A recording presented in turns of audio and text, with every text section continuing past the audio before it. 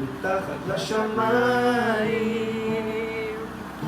שניים.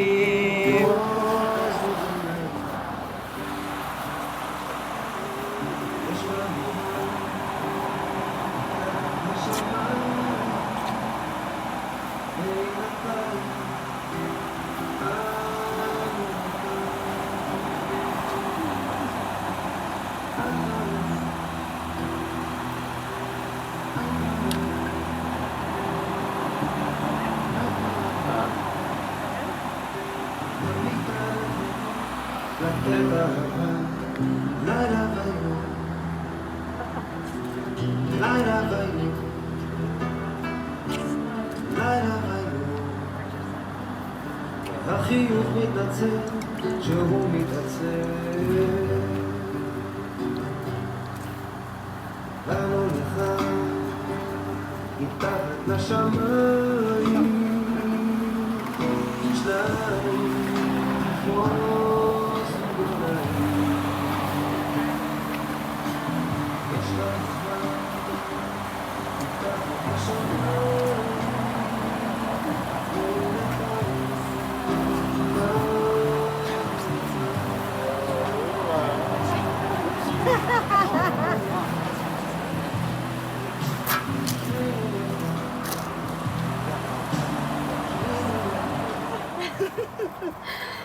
It's just really wonderful to be surrounded by people who have known me and Ophir for so long, and For you and me. your mom's known you since you were born.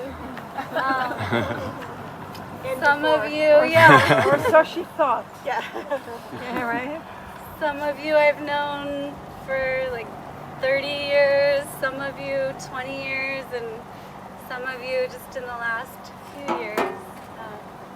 So it's really, I'm just really happy to all be here together in this moment, in these wild times.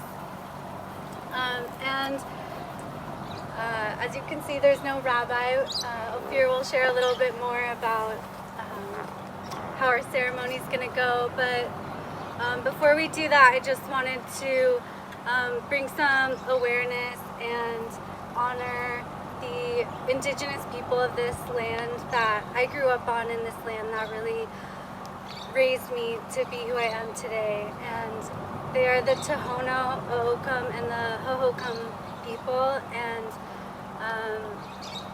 they were pushed off this land, and so one of our values is social justice, and part of that for us is just bringing awareness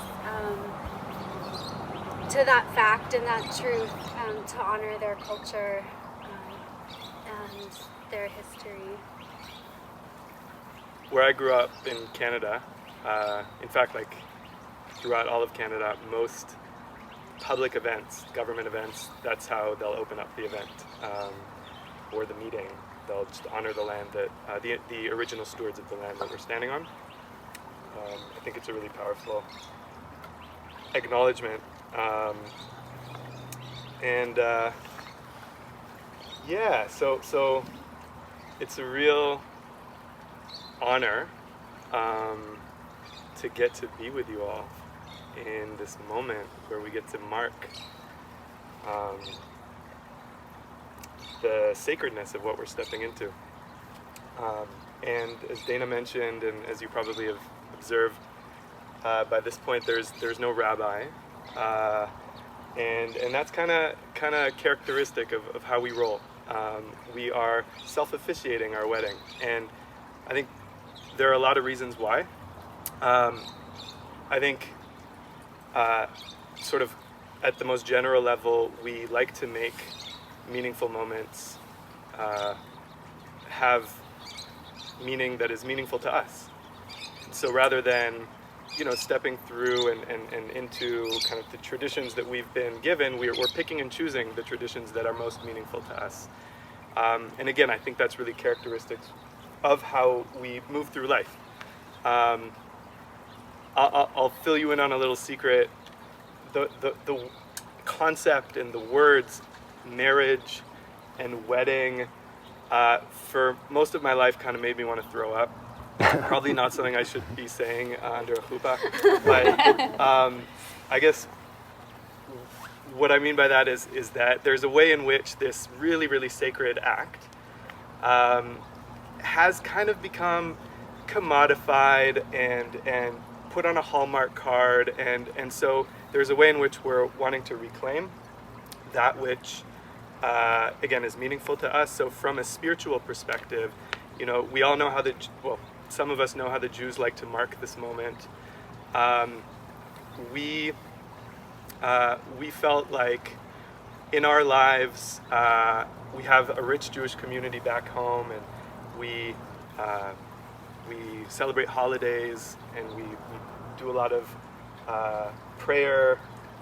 However, our spirituality doesn't end there, and in fact we are reorienting to the idea of spirituality sort of away from a monotheistic view of spirituality where there's kind of one God and we praise the one God, and kind of expanding our lens and so when we can start honoring the spirit of the mountains and the spirit of the winged ones that are with us today, and the four-leggeds that are with us today, Gary, and the spirit of the land that we're standing on, but also the spirit of what we can't see in the physical form, the spirit of the unseen. And part of that for us is ancestors. So when we talk about honoring the ancestors, which we'll do today, and which you may have seen on your way in, we're already doing, part of that is understanding that those that brought us here to be able to stand here today are still with us, and in fact they're kind of straddling the unseen realm and the realm that we're sitting in, and we are of the belief that our ancestors are guiding our lives, and so it's really important for us to be honoring them, and so Dana, anything to add to that orientation of just that. So it will kind of be a mixture of us sharing the values that we plan on putting onto our ketubah, that we're still in a refinement process of like exactly what that will look like, but we do plan on doing that in the next year. And so part of it is we want to be witnessed in our values that will be on that ketubah, and so that will be a part of this. I think what the chuppah really represents in Jewish tradition, and why we brought it into our ceremony, is this idea that the relationship, like we're committing not just to each other, but like we're being witnessed by something bigger than us, and so calling that in today. And so there might be moments where we're in prayer, like not as a performance, but just for us to be witnessed in our prayer to this like spirit that we believe in, spirits. And maybe lastly, just to fill you in on the process of all this, like this was super impromptu. It probably came together in about a week, and so there's no ketubah yet. Also, we have been in this process of working with a rabbi back home and his wife on a multi-month sort of process with them, where they're guiding us through some of the big questions that a married couple should be asking as they step into this journey. Like, what is our orientation to family, to money, to spirituality, to home? All these big questions. And so, what does marriage mean to you?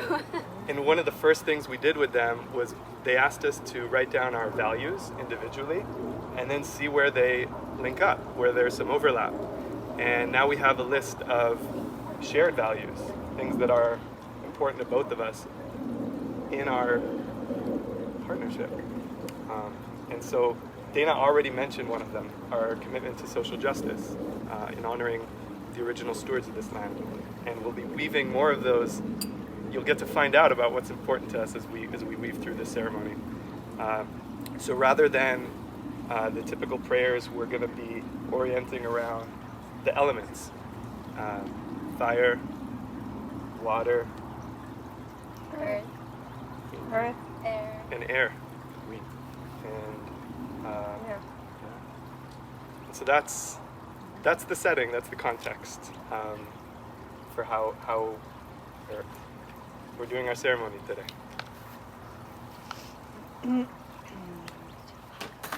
So we're reading this book called The Spirit of Intimacy by Sabanfu Some, who is a incredible woman who recently passed away, and she was a member of the Dagra tradition, which comes from Burkina Faso in Africa.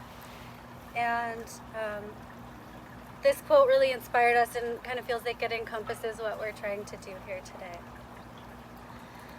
What does it mean to look at our understanding of intimacy as primarily a practice ordered by Spirit or authorized by Spirit and executed by someone who recognizes that she or he cannot, by themselves, make happen what they have been invited towards?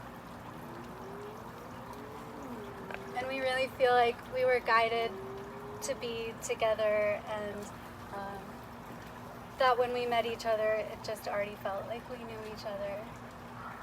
And it kind of also speaks to the our kind of feeling into the question of what is the purpose of our relationship? How is it serving the wider community and the wider world beyond just Tana and I? So we like to talk about the third body of our relationship, or the third spirit of our relationship, and how we feed that entity that ultimately is our partnership. And maybe a more tangible way of sharing like what that looks like is like really being willing to show up for the hard conversations, like when things are challenging, to like sit in that challenging moment until like we can work it out, and to really show up for the relationship rather than being like, I feel uncomfortable, I'm gonna go take care of myself. Basically is a woo-woo way of saying like honoring the relationship and not running away when it gets hard. So the first part of our ceremony, we're going to call in the element fire, which is the element of the ancestors, and we have them all in the tree, and we just really wanted to name them and presence and invite them here today, because we really wouldn't be here today without them. And a lot of them are Holocaust survivors and have been through a lot and been persecuted for being Jews, and so their resilience and the way they navigated, it took a lot for us to be here today. So I will start with my most recently deceased grandpa, Gary Becker, and his parents, Rosalie Cohen Becker and Herman Becker. And my grandma, Ruth Becker, is still alive, but her parents are Hedwig Gruenbaum Falkenstein and Gustav Falkenstein. And on my mom's side, my mom's mother, her father was Edward Schwartz, and his wife, who I was blessed to meet in this lifetime, was Anne Steinberg Schwartz. And my mom's dad's dad was Sam Reinstein, and his wife, who I was also really lucky to meet, was Ruth Freecorn. So we invite you to be here with us, and thank you for all that you did. Amen, amen. So I'll start with welcoming my ancestors on my mother's side, since you're right here, and I'm just going to welcome in the spirit of Savta Rachel Karako and Saba Nisim Habib and their parents. Let's see if I get this. Avraham Habib and Leah. No. Dora Habib. I'm just learning. A lot of stories got lost in the Holocaust, y'all. So we're just learning about my ancestors. And then on my dad's side, my grandfather Moshe Bruck, and my grandmother Rivka Drot, and man, their parents. I'm gonna just say their parents. Yeah. And Saftarachel's parents, because I'm not remembering their names right now. Yeah. Yeah, y'all. It was a rough journey to get here. You can still welcome them. Yeah.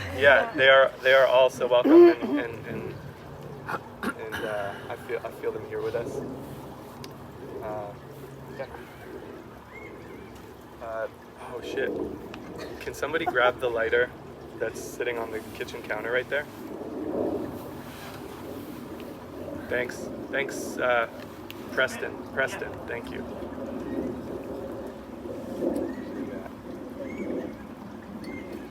I was troubleshooting Zoom and Sonos. Thank you.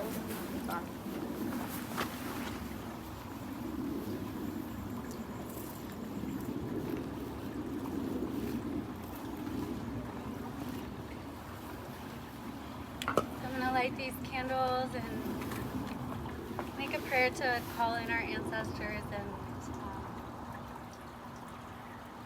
the energy, the powerful energy of fire.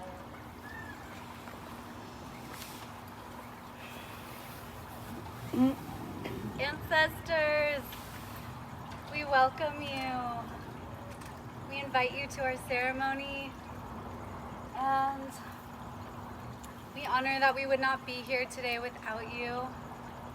And we are so grateful for the ways that you guide us and support us in our lives. And we ask that you bless us and come celebrate with us today. Sit at the dinner table and feast with us.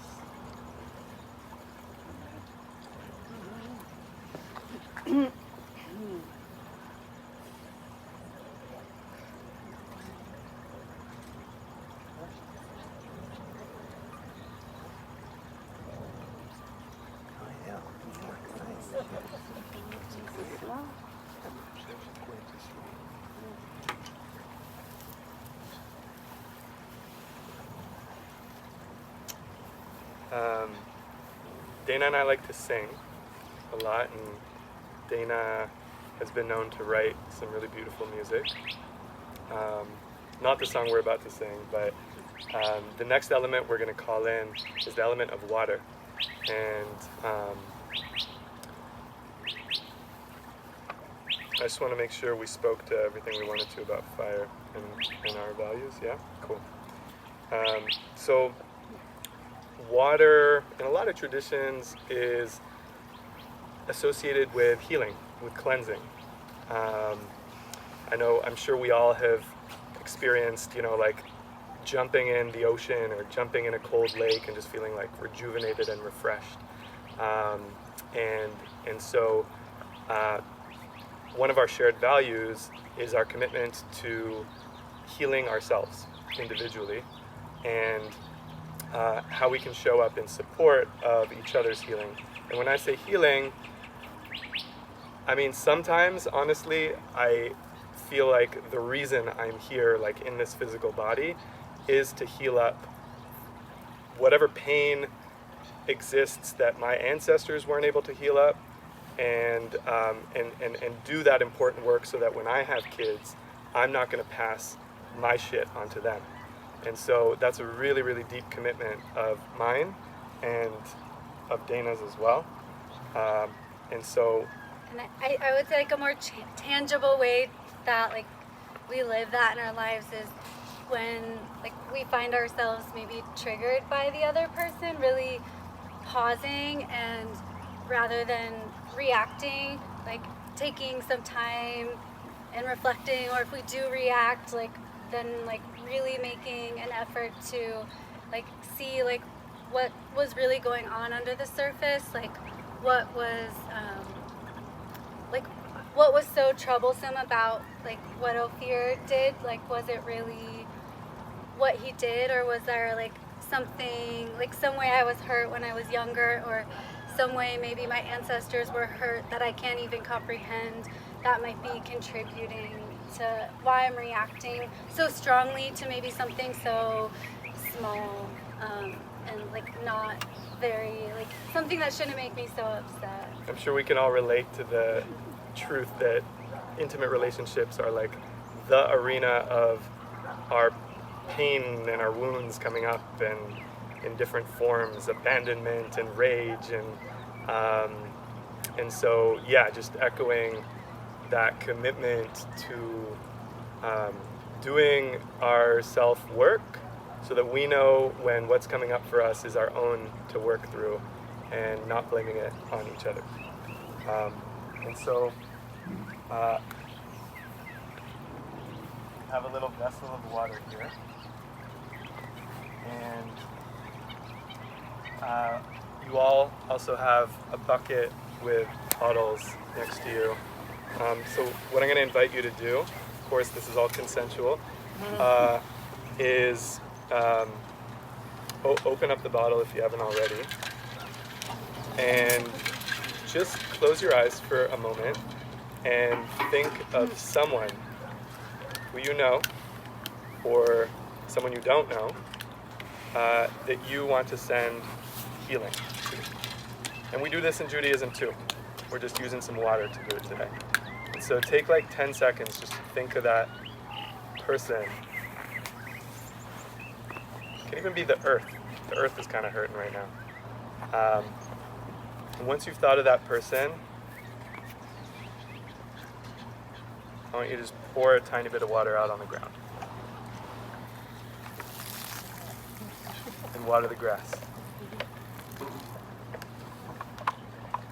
And now we're going to sing you a song. I'll hold the water. Water, heal my body. Water, heal my soul. When I go down to the water, by the water I feel whole. Water, heal my body. Water, heal my soul. When I go down to the water, by the water I feel whole.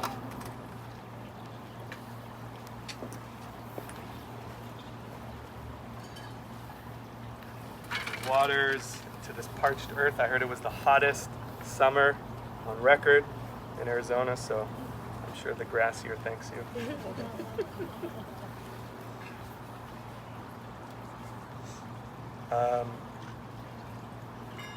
Yeah, just may it be so.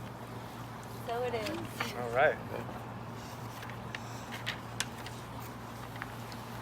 So the next element that we want to honor is the earth that holds us and guides us, and where that really ties in for us is around the element of home and building a home and a family together. And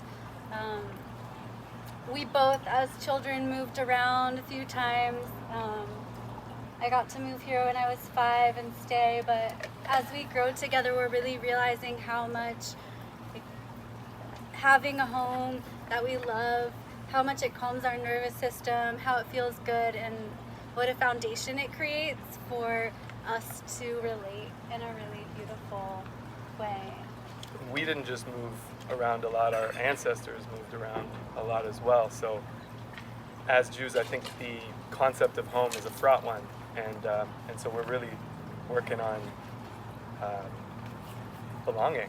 Like, where do we belong?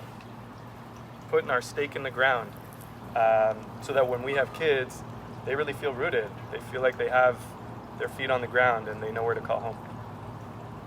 And so our prayer within the earth element is really that we can be guided to bring out each other's gifts, and that our relationship really serves us being who we are meant to be and who the world needs us to be in this lifetime, and that we can support each other in the process so that we do that to the best of our ability. And we are moving to Vancouver, British Columbia, and we have this stone Breaking here. news. For those who didn't know. We have a stone here that we got from the beach when we were up there visiting last year, and for the ritual we're going to put this stone in the ground here so that a part of us is always here and connected to us being there.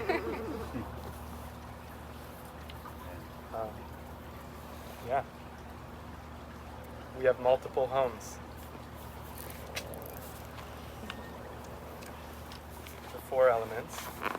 There are other elements, but the ones that we're honoring. To us, when we think about air and wind, it is a powerful force, but it is also an invisible force. We don't see it, and yet it keeps us alive and it sustains us. It also carries things. As we know, it carries viruses, and it also carries many other things. It carries our weather systems, and it carries pollen so that we can eat food, and it gives thrust to sailboats. And there's a way in which, if you've ever been in a really strong windstorm, all you can kind of do is surrender to it. Like you can't really fight wind. It's a pretty powerful force. And so this unseen, powerful, and life-sustaining force, you know, when we reflect on how that ties into one of our shared values, we have a shared value of really listening. Again, like if the wind is blowing one way and you're trying to walk against it or sail, you know, against it, you're not going to make it very far. So our value around really slowing down and listening to what the right next move is as we move together. Because some of us might have different paces than the other. Dana moves faster than I do. I move slower. And so listening so we can walk our path clearly. Also, you know, in a lot of cultures, air and wind corresponds with spirit, again, the unseen. And so we talked about the third spirit of our relationship and feeding it. To us, this element also represents that. And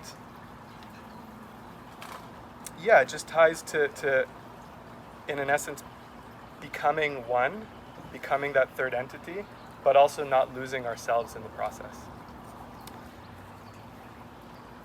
And we have a song for you.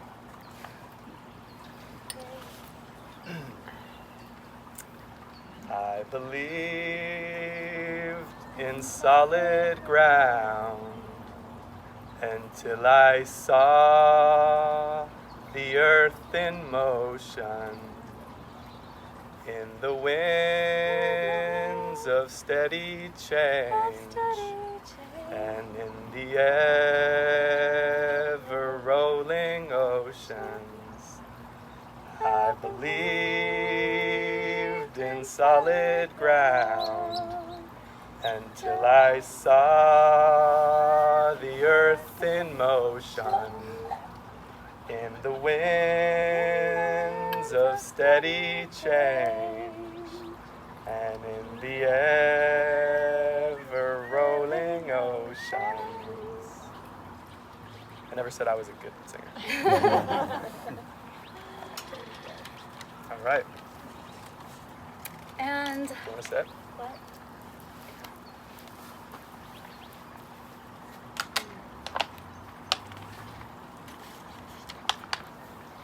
So another one of our values is community, and really being transparent with community, not trying to pretend like everything's okay all the time, and not trying to pretend like we have it all figured out, and that our relationship's perfect. No, it is.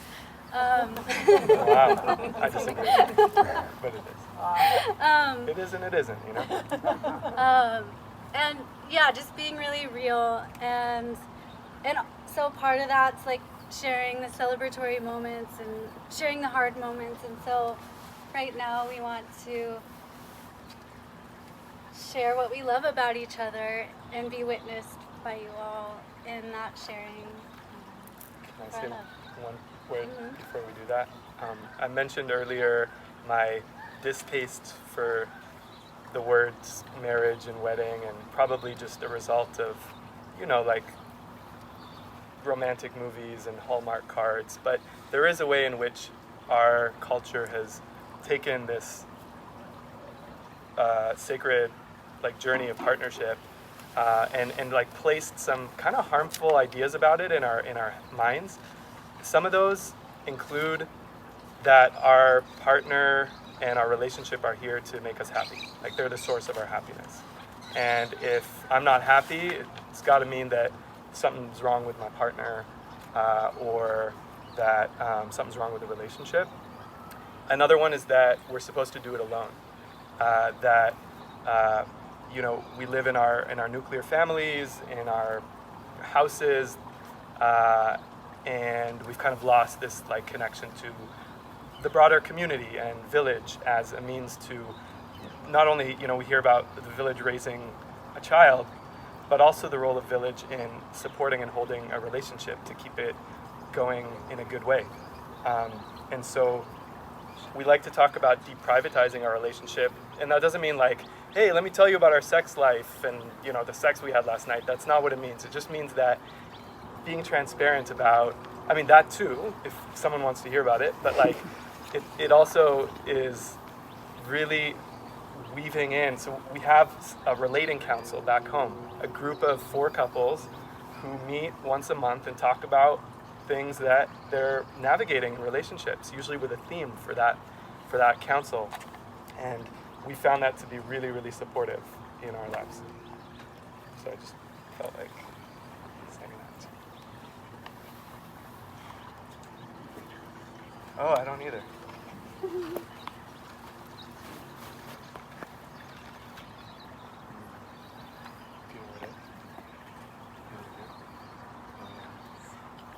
The trials and tribulations of an impromptu wedding. We need you or someone to go grab my ring. It's in Dana's room. Yeah. To the bed. Yeah. Okay, Hope Sarah. you find it. We put it together in 3 days, so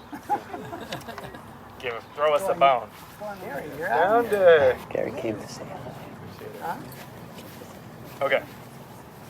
So obviously there's a lot. We could be here all night if I told you everything I love about Dana. And I've already shared with you my thoughts about marriage and wedding, that even though I don't like using those terms, is irrelevant. What I want to share with you is how I see Dana and what I'm committing to in our partnership. I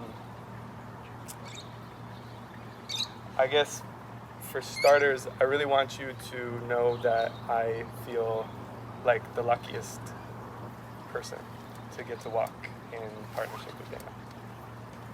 Every day, I'm truly and honestly count my blessings.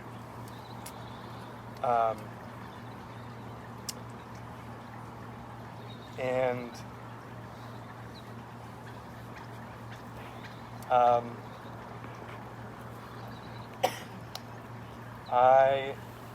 oh man, where to start? Okay. Dana. I just whipped this up an hour ago, but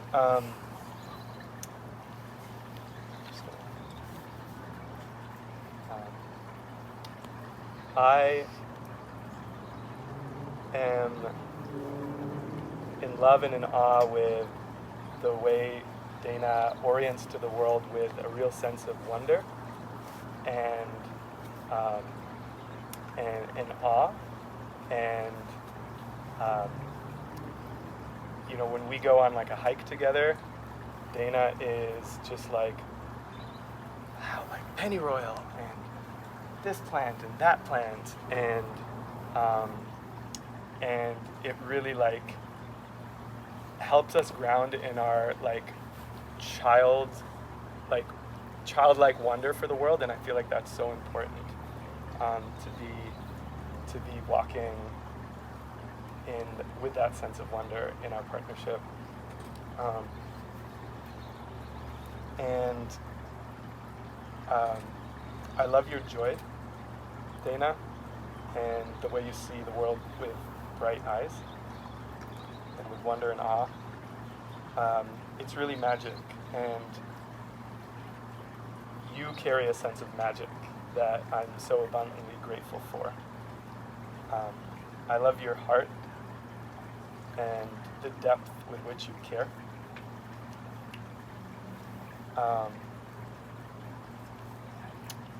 I love your will.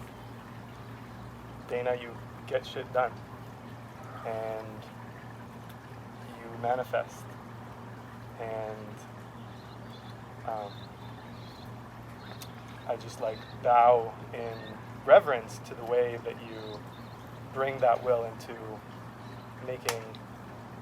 creating what it is that you want to create, and thank God it's beauty, because you have such a beautiful heart. That's what you want to create. And along with that will comes clarity and boundaries, and I am so grateful for your boundaries, Dana, the way that I know exactly where you stand and I don't have to guess, and that is such good medicine for me. And we get to navigate from that knowing.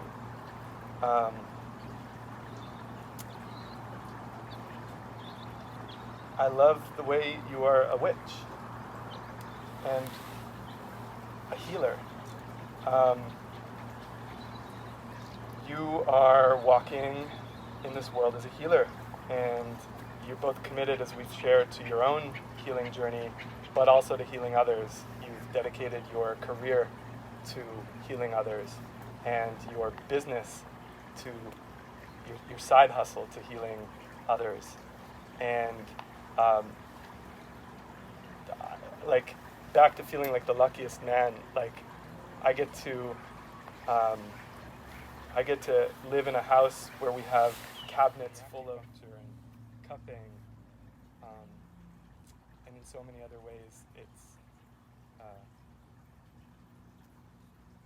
I feel like in a way I'm a healer, and it's just such a joy to walk in that healing way with you. I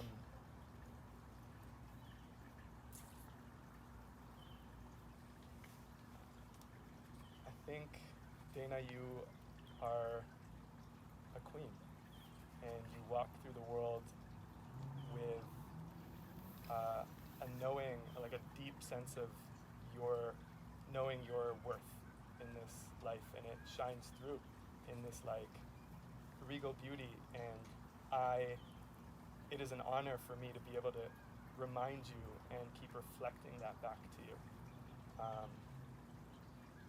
Really, that of your queenliness, and I commit really to doing my best to reflecting that back to you and to honoring the queen that you are. Amen. And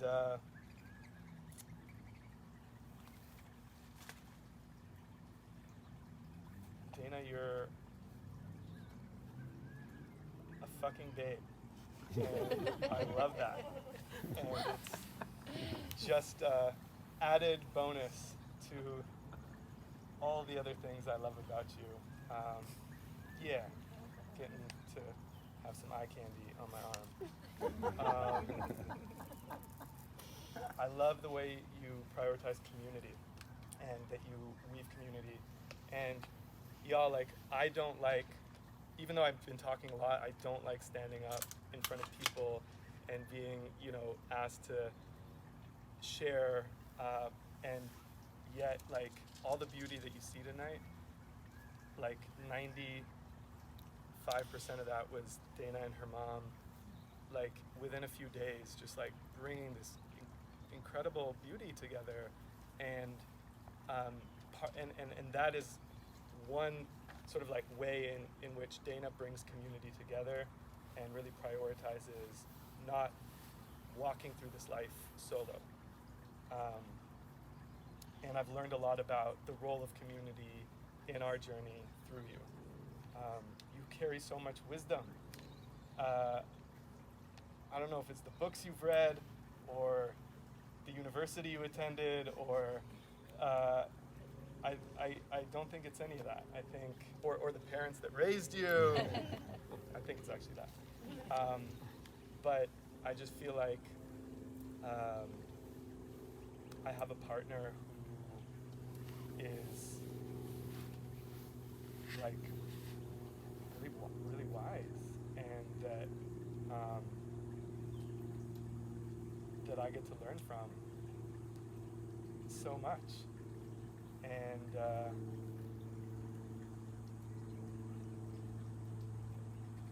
I could go on, but I want you to know what I'm committing to, in addition to what I've already shared. I'm committing to a lifelong partnership where I stay when things get hard, and where I find the support I need so that I can make sure I'm tending to our relationship in a good way and not taking my shit out on our relationship. I commit to really doing that work. And I commit to walking beside you on this grand, sacred, mysterious joy of a journey. And I love the way we play together on that journey. Like silly little kids. And it's perfect. So, Dana, do you take this man to be your lawfully wedded husband? We didn't plan that at all. This is your great grandma's ring, and you've been already wearing it, and I've already been wearing the ring you're going to put on me. But let this be a moment where we're really saying yes to what we're committing to, and to continually seeing each other's beauty.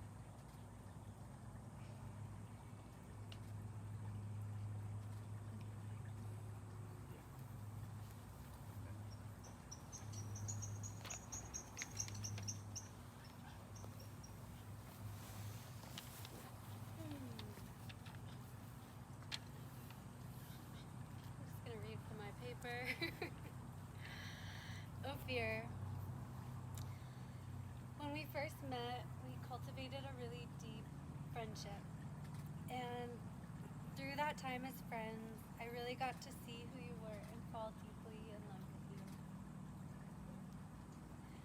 The way you continue to show up so strongly for me and for all the important moments in my life, I knew I could really count on you.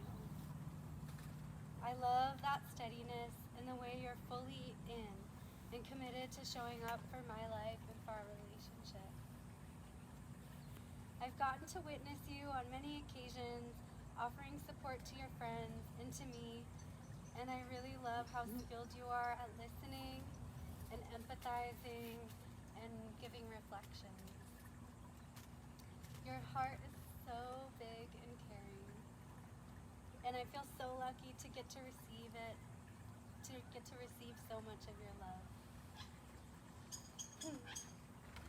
Living together, I've really gotten to see how much heart and soul you put into your work in cultivating yourself professionally and on a soul level. It's so beautiful, and even more so because you've made it all in alignment with your values and how you live your life as a whole. I love your intelligence and the way you're thoughtful and discerning and how you make decisions and navigate through life. Your slowness is a teacher for me, and I love the way we both hold unique pieces that balance the way we navigate life together. I love the way you know yourself and value taking care of yourself. This is so important to me, and I love that we share that and that I can trust that you're going to take care of yourself, and trust that you're going to say yes when you mean yes and no when you mean no. I love your tender heart and the way you can share what you're feeling with me. Your vulnerability is a real strength. And it always makes me feel so close to you. I love the way you trust and respect my ideas and honor my intelligence. The way you believe in me helps me believe in myself. You are such a gift to my life, and I love you so much. And for me, what I'm committing to is committing to show up to this relationship for our entire lives. And I think something we both feel is that like the things that we might commit to might need to change as we change as people, and so I'm committed to showing up to reevaluate those and really making time and space to think about like what it is we're needing to commit to so that we can both be happy in our relationship and feel good about how we're related. So with that, this ring on your finger as a symbol of my love and commitment to each other.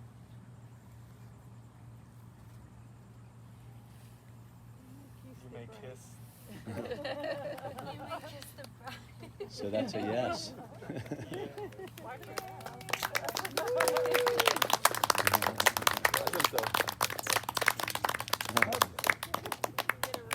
Get around.